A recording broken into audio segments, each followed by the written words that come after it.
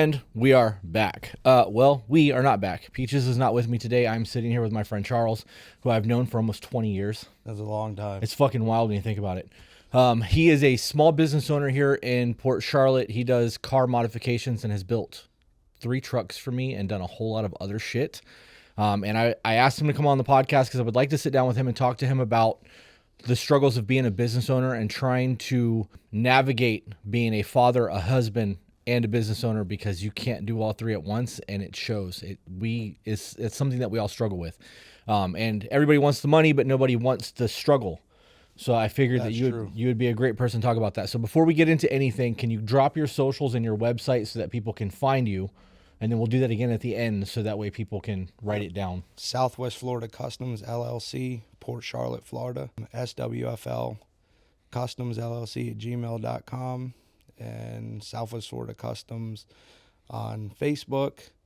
And I also have another company, which is Rover Headquarters, Port Charlotte, Florida as well. Okay, that's new. When did that happen? About 6 months ago. Okay. Getting involved in doing a lot of Range Rover builds and Toyota FJs and things like that. So trying to branch that division off, doing LS swaps and, custom off-road builds. I loved my FJ. Yeah. Loved my FJ. Yeah, that was a fun build. We did all that work, and it killed my gas mileage so much that I couldn't drive it. And at the time, it was my daily driver. Yeah. Oh, yeah. So when I met you, you were working at your grandfather's business doing upholstery. Yep. And that was kind of your forte.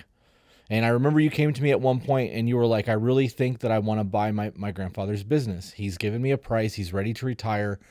You and I probably had 3 or 4 conversations about that, and you were young. Yep. And I was like, bro, this is a huge opportunity for you. If he's willing to take a payment, take the fucking business. Yep. It's established. And you decided not to do it. It didn't work out for whatever the reason was. Family politics mainly. Yeah? Yeah. And you left and did your own thing. Yep. Yeah, it got messy. 2015, my grandmother passed away, and the family dynamics and everything changed. So it was, to the point of, he wanted to retire. He was in his 70s. I felt I was offering him a fair amount, for the business, and we just never could come to an agreement. So I took a leap, started my business with $15,000. 15 grand. 15 grand. Okay. So I'm pause you there because I have told people over and over again that you can start a business with $20,000 to $25,000 and you can thrive. It's a lot of money. When you're broke, 20 grand is a lot of fucking money. Yep. But to start a business, knowing where you're at now, 15 grand is nothing in terms of actual entrepreneurship. Oh, yeah. So how did that work? Because you took a big leap. It was a struggle. There was weeks I didn't know, where my next amount of income was going to come, building, starting from nothing, and I had one client, started, which is actually my best friend's father-in-law. As soon as he heard I was opening, he brought me his 72 Monte Carlo and said, I want you to do the interior. That was the first job I did. And then it just was a snowball effect. As soon as I started, did one job, then I was doing 2 and then 3, and then, starting to build up, but it was a constant struggle, not knowing where the next income was coming from, where the next job was coming from. A lot of word of mouth, people sending people to me, people like you, bringing me jobs. That's what really got me going. So on the 15 grand, that was the first location you were at, right? That was the first location. So out of that 15 grand, first, last, and security had to have been a huge chunk of that. Yeah, basically I essentially had about $4,000 left in the account after I got everything going. Wow. Yeah. And you got a job right away, and it just got a job right away and just hit it running. The one guy that I built the Rovers for, who's a multi-millionaire, came to me and, was like, I want to build another truck. And I'm like, okay. So we started looking, and that was my first real big job, being under my own command. Took it in, and basically it was a 1976 Toyota FJ, completely rebuilt it frame off, took the body off, 4-link and 3-link suspension, and that was where I really got started, building the big builds. Was that the beige one that was there? That was the beige That one. was a sexy truck. Yeah. That was the one you came and did the video on. Yeah. When we were building your FJ. Yeah. So how did that look for you? How long was it before you started being able to bring people on to work under you? And what was the hours that you were working when you started? The hours I was working, I was there 9 o'clock in the morning, sometimes till 6. Sometimes I'd go home, get the kids settled, go back, work through the night, to get stuff done. Saturday, Sundays, basically every day I was working, to keep money coming in because I didn't know where the next dollar was coming from. So, building, basically building the clientele, there was no rest. And then in probably right after, COVID is when I was, at the point where I could, start hiring employees. I made it through COVID, didn't close down. I kept working, and then I was able to hire my stepdad and my brother, and then my fiance actually came to work for me too, to run the office and handle the phones and keep the behind the scenes stuff going as well, because it was just getting to be too much trying to deal with answering the phone, dealing with customers. But essentially I still need to deal with the customers, but kind of helped filter a little bit of the chaos out. Right. How hard was that for you to let go of? I guess pretty easy. Yeah. Because I was getting burnt out, and I still get burnt out at times, because I'll be in the back working on something, or I got 3 big restoration jobs going, and she'll come back to get me to talk to a customer on the phone, or things like that, and it's basically I feel like I'm not getting anything done throughout the day, but she's constantly reminding me. She's like, look at what you accomplished. But it's now it's like I kind of like letting go of some things, and letting other people handle them. Are you getting to the point where you're going to start letting other people quote jobs? I'm teaching her how to quote jobs for me. Like my employees that work in the back, they like doing what they're doing. They don't want to help have to take on that responsibility as well with what they're doing. But training, not training, showing her and teaching her how to be able to estimate jobs and things like that. This past year I had 2 back surgeries, so I was out, quite a bit, and she was able to step in and, with the little bit that I had shown her, I'm able to take over in that aspect of it. I have thought about hiring someone to run the front for me and do my estimating, and so I don't even have to be there, but that'll be later on down the road. Yeah. Do you think you're going to have a hard time giving up that control? Because it's a trust thing, right? That's where the money starts. And that's the thing, because nobody's going to run your business like you're going to run it. And they're not going to care about it the same either. And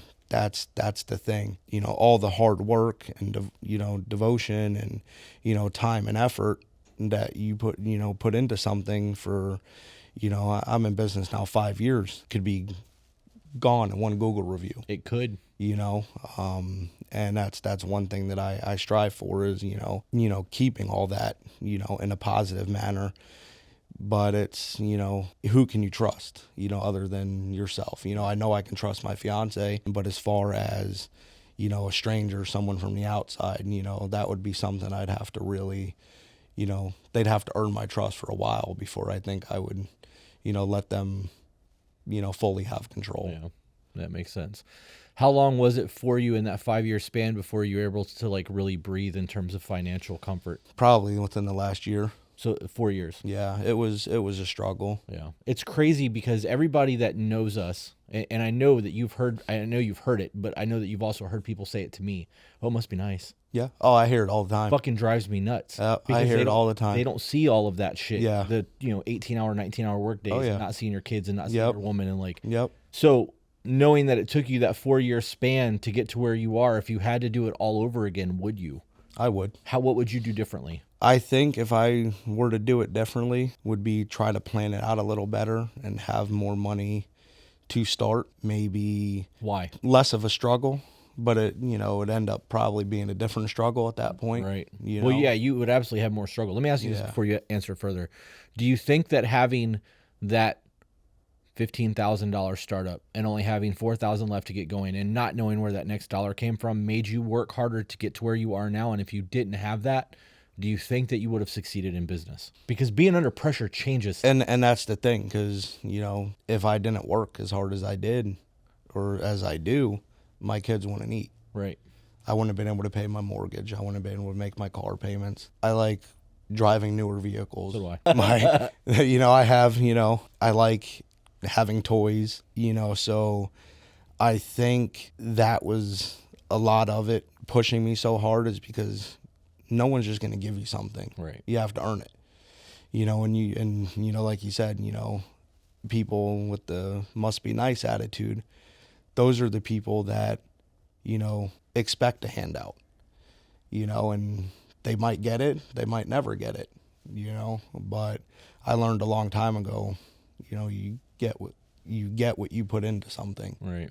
And if you're not going to put in 120% in everything you do, then you're going to get 60% of the outcome. Okay, so if you were starting over, you said that you would have you would have tried waiting until you had a little bit more money. What would you have done with that money? Because you didn't have a lift. No. You didn't have a whole lot. You had a warehouse. I had an office. It was a cool office, but it was an office. Yep. I started, and that was the thing, my air compressor I bought on Black Friday, saved $200 on it. I'm like, $200 more I could put towards lumber to make my sewing table. And you did that. You built your own sewing table. Built my own sewing table. I bought a used sewing machine off of a lady that actually made duty belts for the Sarasota County Sheriff's Office. Okay. So it was a heavy duty machine. It's a heavy duty machine. That leather. And I probably would have, kept more in the slush fund, but also, there would have been some other things, I would have maybe done some more advertising, to try to push it, more, and, get the name out there more. How much advertising have you done? None. Right. Basically, free advertising on like Facebook or, social media and things like that, but never really pushed too much advertising. And I've kind of felt that, it can kind of go both ways. I have a lot of businesses that I work with, a lot of people that I know that recommended me. You need that done, go see right. Charles, so word of mouth, is the biggest thing. But, I look at it and I'm like, if I would have advertised, would I have, got a different type of clientele? You would have, but you would have spent a whole lot more money. That's, so Sacred Rights Incorporated is 13 years established. Yep. And I average between 75 and 90,000 a year in marketing. Yep. And that covers everything from my ink pens to my Google AdWords. And that first 3 years that we were in business, I wasted so much money trying to find out where my marketing worked.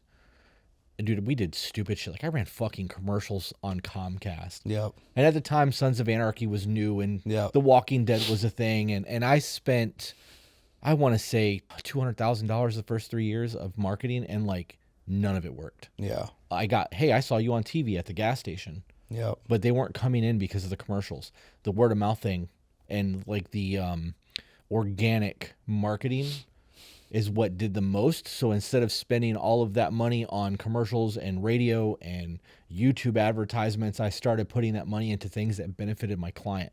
So the t-shirts and the hats and the blankets and all the things that I can give a client as an extra value. They wear our shirts. I see that shit in public all the time. Our badge. Yep. Free tattoos for people who spend money. I got one on my leg. Yeah, and are loyal. My cousin's got it on his throat. I've got it on my back. But that loyalty, that brand recognition and brand loyalty is worth more marketing money than anything I've ever spent, because the return on investment was triple. And you getting word of mouth business without actually having to spend money on marketing is the organic growth that every business owner should strive for, but very few are willing to do the work for. Because you are the one that has to be out there dealing with the customer. And when you start hiring people and doing things, it removes you from that, and it makes it a lot harder. And I'm your word of mouth. Anytime somebody's like, "Hey, where do you?" and I'm like, "Charles, Southwest Florida Customs." That's my fucking dude. Tell him I sent you. I don't know if they ever go, but I always hype you up because you've taken care of me over the years. And it's those things where I don't have to worry about shit. I'm like, this is what I want to do, and you're like, okay. Good. Yep. I don't want to ask. I don't want to research. Just Yep. give me your mailing address. I'll send everything and just tell me when my vehicle's Yeah. done. Yep. But there's a trust that comes with that, and you earn that trust. Yeah. Through 20 years of business between your grandfather's studio with all the shit I was doing then, Yep. car audio, window tint, all that shit, into my bigger projects. That's something that all of you need to understand, that you can throw money until it sticks to something, but building a personal relationship with your client base is fucking everything in small business. Oh yeah. That's like where you said a minute ago that one Google review can destroy your Yeah, business. it can. really fucking can. Yep. And people don't get it. They don't get it. I'm going to get a little personal. I know that you were previously married. I know your ex-wife. I know your fiance. I've watched that. I'm going to go as far as to say that you and I are actually friends. We're not acquaintances. I know your life struggles. I don't know all of them. You don't know all of mine, obviously, but I've watched that transition, and I watched the man that you were then to the man that you are now, in the way that I was you are. basically a kid when we met. Right. You know. A young man who was Yeah. married. Like, Yep. So anyways, there was a whole lot of transition and things that's happened. How has going from being an employee that was married to a business owner that's getting remarried affected your mental health and your relationship status? Because I know that starting a business didn't end a relationship for you, but I know that it had to have put struggles on it. It did. And a lot of the issues, that came about was I never had that extra push, from my ex. She really didn't want anything to do with the business. At times she told me she hoped I fail. Oh, wow. She never wanted to put in any effort. I felt like I was doing it all alone. Okay, wait a minute. So then am I wrong? Were you actually married when you opened your business? I was. Holy shit. I thought that Yeah. ended before you opened. No. Okay. Nope. Wow. Okay, then I retract the things that I said, and I would like to know about that then. Yeah. Can we get in detail about that? How did the business itself affect the marriage? Was that like an eye-opener for you? Yeah, I guess. Like you really, I guess you really kind of don't learn a lot about somebody until you really need them. Right. I guess. That's a fucking hell of a statement, dude. yeah. It's true. It is. I guess, she was there to go through the motions, but I never felt that she was really behind me 100% or 110% or, Right. if she was sitting right there, she would tell you she was, a big part of it and this and that. But in my heart, I don't feel that way. It was a struggle on the business, because I'm trying to think. How did it affect your mental health? A lot, at times really depressed, feeling like the constant struggle and, not wanting to fail as a husband or a father. And then really opened my eyes, like we just said, was an eye opener. And, it kind of was, it put a big strain on the relationship, but also if the relationship was good, that extra strain wouldn't have broke it. Right. Yeah, that's factual.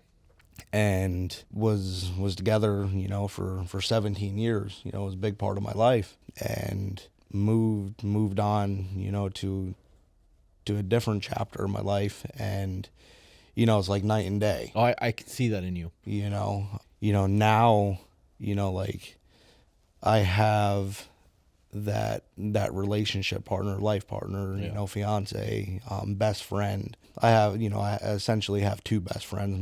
My friend Mike is, my best friend, Right. But, my fiance, she takes a different role. And having that partner that actually helps push you along and doesn't just let you feel like you're failing and you're failing on your own. It's a game changer. Yeah. Hearing that your ex said that she hopes that your business fails, that's like being in an airplane 30,000 feet in the air and somebody being like, yeah, I hope this pilot crashes this motherfucker. Yeah. Like, that makes no sense. Oh, You're yeah. going to go down with this bitch Yep. too. Like, why the fuck would you want that? Oh yeah. And That's crazy to me. Yeah. That's fucking crazy. So we know, I say all the time that like it's supposed to be a Bonnie and Clyde situation. Like, if I'm going to war, I want my woman to go to war Yep. with me. Like, that's business in a nutshell. You can read The Art of War and apply The Art of War by Sun Tzu to your business plans, and you will succeed from it. So knowing that your fiance is in the fucking trenches with you and working the counter and doing the phones and helping with taxes and bills and all the shit Yep. that she's doing, you not feeling like you're doing it by yourself anymore, do you think that you would have the success that you have if it wasn't for your fiance? Probably not to the extent that I'm at.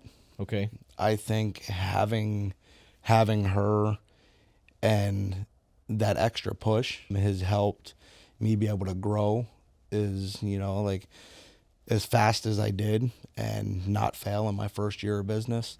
She kind of came in the middle, when I was in my like 2.5 year of business, when we had, met and got together, and that extra, thrive, that she, brings to the table, and, just the encouragement, oh, that looks really good. Or, even, like when we're like, like if I'm really down on something or like stressing about something, and it's, like, her biggest thing is, oh, if we have to go in, come home, feed the dogs, feed the kids, get the kids ready for bed, and, go back to work, I'll go with you.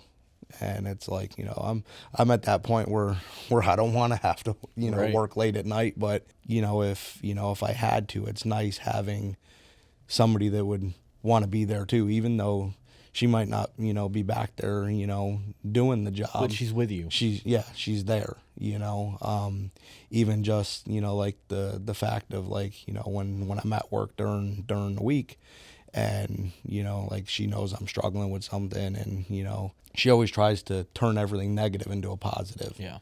That's So, peaches. it makes things a lot better, The positive affirmations of, hey, that looks good, or you're doing a Yeah. good job, or fuck it, let's go back to work. It makes you Yep. feel different, right? Yeah. It makes you want to work harder and Oh, be yeah. more and do more. Yep. We talk about that shit a lot on the podcast. It changes the way that a man wants to work when the support system is his cheerleader. There was somebody that I was listening to the other day that said that we don't need cheerleaders when we've already won. We've already fucking won. The point of cheerleaders is when you're behind 20 fucking points to like Yeah. hype you up, to Yep. get you going, to get you to do the thing to motivate you. So if we've already won and then you start cheerleading for me, where the fuck were you when I was losing? Yep. And that's the way that looks to me when you're like, man, I don't want to fucking do this anymore. I really fucked this up. And she's like, wait a minute, you didn't. You Yeah. learned something. Or like, it looks fine. You just need to yeah. tweak this. Yeah. Because you're in that And dark space. she'll sure tell me if I fuck something up. She's like quality control. Yeah. Which I don't fuck up too much, but there's times, something might not look 100%, or, and it's always good to have, that background, Right. to point something out. And, even like the quality of detail, like How does it affect you when she calls you on your shit? I fight her every step of the way, like kind of like a little kid that, Yeah. doesn't want to clean their room, trying to, find every excuse not to have to But I did it. do It's it over. done. Yeah. Fuck. Yeah, pretty much. Yeah. How has this affected the relationship between you and your kids? They, in the beginning, like, meaning like when their mother and I separated, Right. it was hard on them. I think every kid goes through that, where they, that has went through their parents getting divorced, I should say. I think every kid wants, their parents to be together forever. Right. Nobody wants to, change, and change is hard. And, and, it was hard on them in the beginning. Now, I think, now that, we've progressed, it's been, we're going to be together 4 years. And, so it's, they're at the point now where, that's their stepmom, even though we're not married yet. They go to her for everything. She does a lot for them, and they don't even ask me for anything anymore. Yeah. They just ask her, Are you guys co-parenting still with your ex? Yeah. Okay. It's rough. We don't see eye to eye on a lot of things, but it's, a constant, constantly have to remind myself that, we're doing it for the kids, and I constantly have her, reminding me it's not about you, it's about the kids. So, handling, trying to just, keep the co-parenting, setting other feelings aside, and, hate and, dislike and things like that, and mainly focusing on the kids is what's really important and what's really been working. Sounds like you got a fucking hell of a teammate, dude. Like just Yeah. in all of that. It's good. A lot of men will find themselves in a relationship with a new woman who wants to destroy everything around them for Yeah. selfish reasons. Yeah. And that will normally drive a wedge between a man and his children, Yep. or between the co-parenting aspect. Yeah. And a lot of men are trying to keep their woman happy because this is their current life, forgetting that they had a life. You know what I mean? It's good that she handles things the way that she does. I don't want to hound the relationship aspect too much. I did want to get into it because everybody thinks that just being a business owner is money and free time, and that's absolutely not the case. And it strains relationships, it strains marriages, it affects the kids. The financial freedom that you have with your business now, has that improved the kids' like recreational time? Do you guys do vacations? Or we do. I mean, I know you had 2 back surgeries, so that's and that's the thing. This year, you know, for after Christmas, we were gonna go to Georgia, and we were gonna get a cabin, take the kids, and go to northern Georgia so they could, you know, play in the snow and things like that. So that was going to be our big family trip this year. We kind of stepped back on it, you know, because of the back surgery, because I didn't know where I was going to be. I ended up having a spinal fusion. How many did you use? Two vertebrae, and now they're talking about going all the way up to L1. Wow. So, you know, we weren't sure where I was going to be with that. You know, the doctor ended up fully releasing me. We could have went, but it was like, you know, we're going to probably plan that trip next year. But we do a lot of activities, you know, with the kids, you know, and different things. Yesterday, you know, we went to the Christmas parade in Northport, which is, you know, it's a free parade, you know, something to do, you know, something different. I think not last year, the year before, we took them to Universal, but we're constantly, you know, doing stuff. They don't want for anything, including your time. Including my time. I mean, love that, dude. You know, at times it is, you know, trying to delegate, you know, and things like that. And, you know, I mean, the most simplest thing of going outside and just throwing the football with them, you know, makes their day. Yeah, it does. You know, even, you know, just sitting there on the couch, you know, playing video games with them. They always beat me. I'm not very good at them, but they get a kick out of it. Well, it gives them reason to talk shit to you. Then they do the whole, and you know, basically, you know, I could buy my kids anything they want, but it's the time, you know, that I think what it boils down to, what really matters. Right. It's what a lot of people forget, because they get a little bit of comfort and they try to throw the money at the situation instead of actually spending the time. Yeah. So let's get into some car talk, because I know that's kind of your passion. I saw that you're building a Mercedes Sprinter van. Yeah. What are you doing to that? Well, not my van. Not yet. Maybe. I don't know yet. Right now we're in the stages of the gentleman's a snowbird. He just bought the thing. It's completely gutted on the inside. He wants it to be quiet, so we're gonna fully insulate it, put some new paneling, you know, insulate the floor, and then probably when he comes back in the summer, we're probably gonna do like a mini camper type build. Okay, you gonna put like solar and shit in? I haven't really got involved in doing any solar power yet. A few months ago, I was working on another Mercedes Sprinter for an emergency response company in the area here that does like you know, water damage restoration and things like that. And they wanted solar power, and I started researching it and this and that, and just the amount of time and knowledge you have to have in even setting one of those things up. I just couldn't figure it out in 2 weeks' time. Yeah. You know, it is something I would like to get in, you know, involved in doing. You know, I found a company that would basically sell you a whole kit, you know, ready to go, ready to install, but just not knowing if everything would work the first time you installed it, or how it was going to work. You know, kind of passing on that for now, you know, until I guess I'm forced to install it. Yeah. You know? Well, and that might be the thing when I'm ready to do my Yeah. So, but I'm waiting on them to put a new AC in mine, and then we're going to actually do the installation on mine. We were talking about that on the way up here. I didn't realize how much options there was for all of that. Yep. Because everybody's got their own way of doing the installation, and I've gone down that YouTube rabbit hole hard. Oh yeah. There's so many thoughts, and you know, everybody's opinion, and you know, everybody's a fucking expert. Oh yeah. Because if you don't do it my way, you're wrong. Yep. Yeah. It's so stupid. I've done, you know, I built a medical transport van when I worked for my grandfather's company, and you know, we had to insulate it and make it really quiet, and you know, like basically I double insulated it, you know, so it was quiet. If I would have known basically what I know now on the insulating the inside of them, all the extra stuff I did on that one, I probably wouldn't have had to do.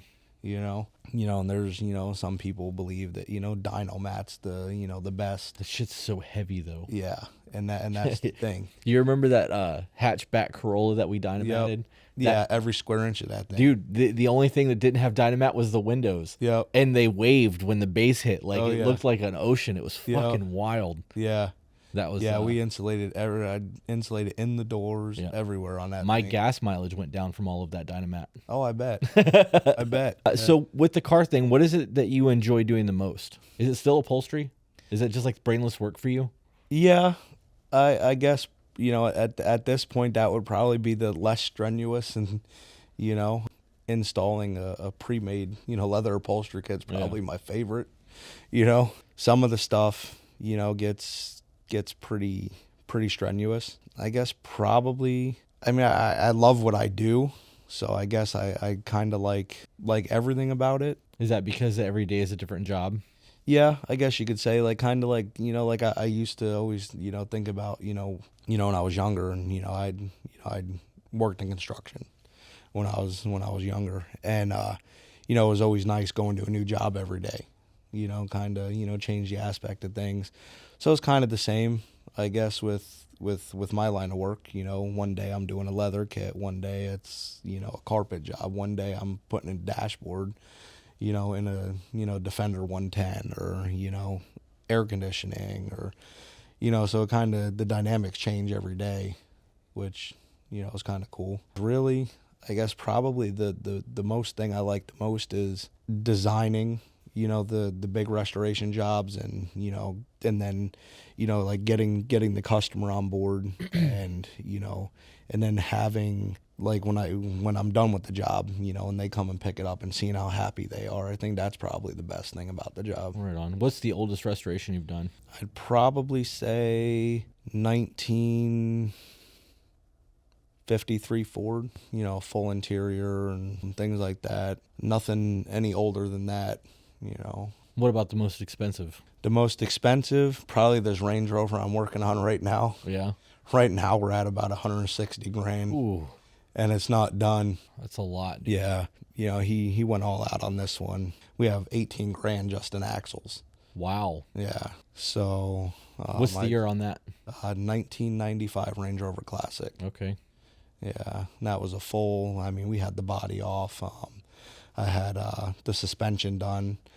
It had to be a custom suspension. So I had a buddy of mine that owns a shop, did, a custom 4-link and 3-link suspension on it. And, basically converted this Range Rover into basically a Jeep, Jeep axles. Right. Are you guys, is this going to be actually overland type thing, or is this just a toy? It's probably just going to be a toy. He's just going to drive around town. That's crazy. A pavement princess with 18,000. He'll never take it off road.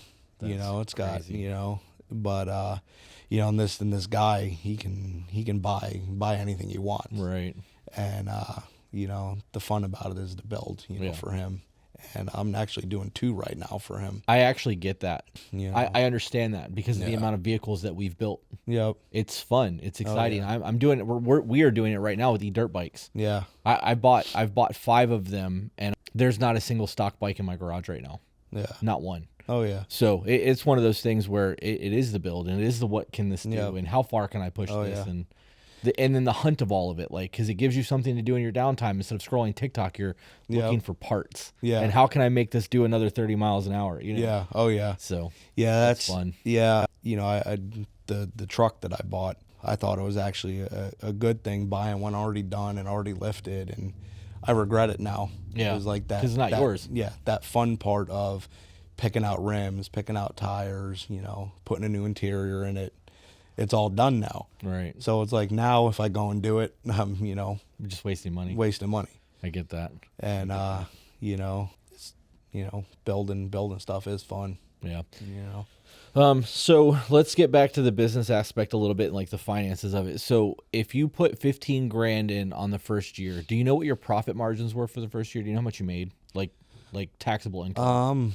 I probably broke even. Okay. And how long did you make it a full first year, or was it like you opened in August and filed and that was a year? I opened my LLC in October. Okay. I actually opened the doors December 19th of 2018. Okay. So I guess basically one month in 2018, so when, really didn't show anything that first year, when I filed for, 2018 and 2019. Probably really didn't start showing a profit until probably 2021, when I really started, I never lost. Right. Which is a big fucking deal. That's a win right there. Yes, it is. Now, I'm at the point now where, it comes time to, do your taxes. I save every receipt. I save, and go through, to make sure that, I have enough for write-offs. Right. Because if I don't, then I probably wouldn't show a profit. Yeah. Yeah, that is a big part of being a business owner, is making sure that they get their money and making sure that you can write off what you can actually write off. So. Yep. And in an honest way, even down to paper towels, right. Paper towels is a big expense in my industry. Oh, I bet. And gloves. If I had stock in Bounty, bro, I'd be giving myself my money back. There you go. Open your own paper towel company. Yeah. That's funny. That would be smart. Make it tattoo specific. Yeah. They would have to be a different color than white, though, just so that when you walked in, you could tell that those were our towels. Yeah. That's so stupid to even think about. I mean, it's doable, though, but it is some dumb kind of microbacterial paper towel. Without lint, because Bounty and Viva both disperse lint when you break them. And that gets in tattoos. And then when you go to take pictures of the tattoos, you got to wipe all that fucking lint off. And you're using the linty towel to do it. Yeah. So you're like, and your client's like, stop fucking wiping me. Yeah. All right. I would like you to just give us some sort of business wisdom, because your industry is something that I think anybody could get into if they're decent with tinkering, right? Because you have to problem solve. It's not like you go in there and go, okay, everything works. Come get your shit. There's no school that's going to teach you what I mean, there's, and I tell my son, my oldest, he wants to come work for me, and I'm trying to steer him away from it. Why?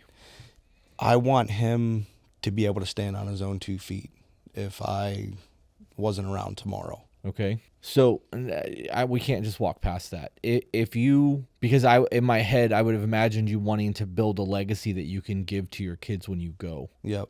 So why wouldn't you want that? So basically, being bred into the business and working for my grandfather, I worked for him for 15 years, was basically told every day for 14 years that when I retire, you guys are going to run the business. You guys are going to take over. Right. Times change. It changed. Right. I found myself opening my own company.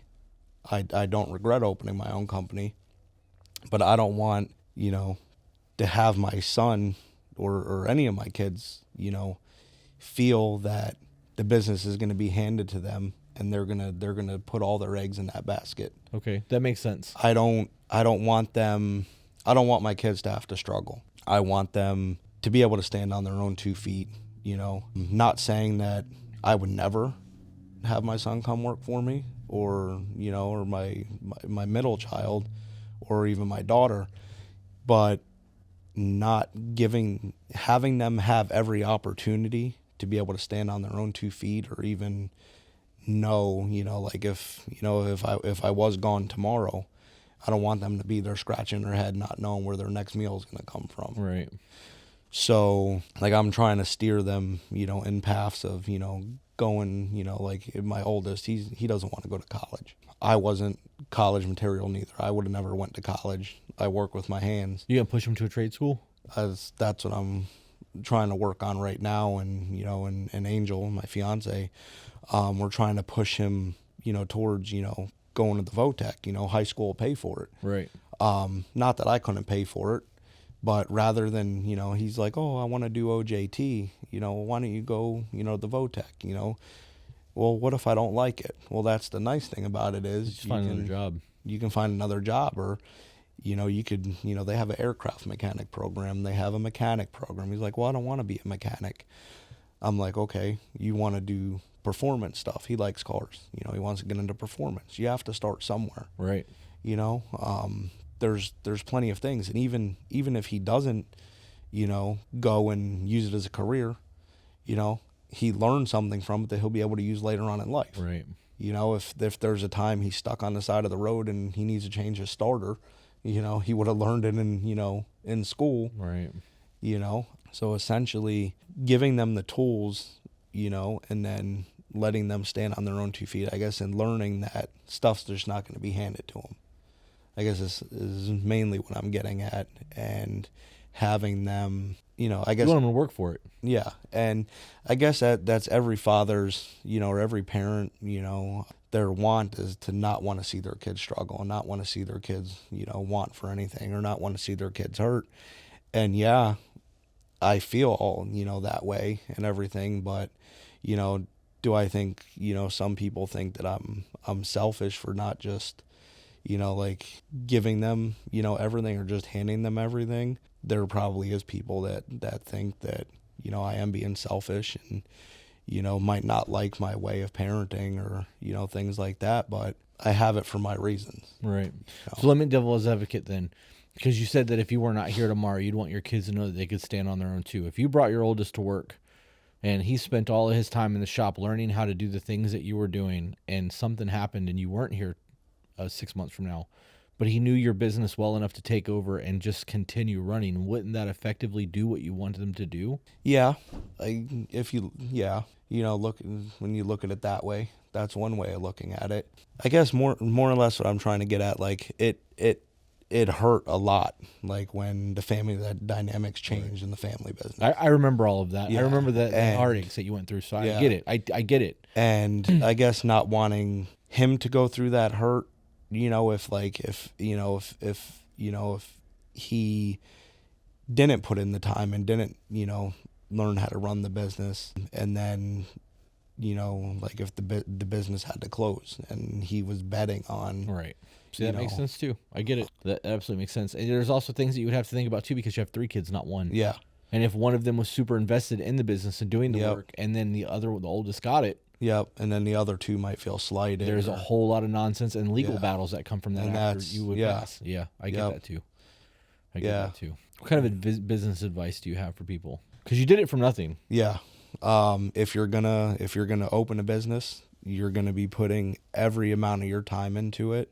Don't expect help from anyone. You're gonna have to put the time in. You're gonna have to devote the energy. You know, it's gonna be a struggle. You know, you might not, you know, be able to afford things at first. You're not gonna be able to go out to dinner every night. You're not gonna be able to go on vacation. You're not gonna be able to buy the things you want. You're going to be devoting every minute of your day to knowing where your next paycheck's going to come from, where your next meal is going to come from, how you're going to pay your business electric, your house electric, your business rent, your mortgage, your car payments, your insurance.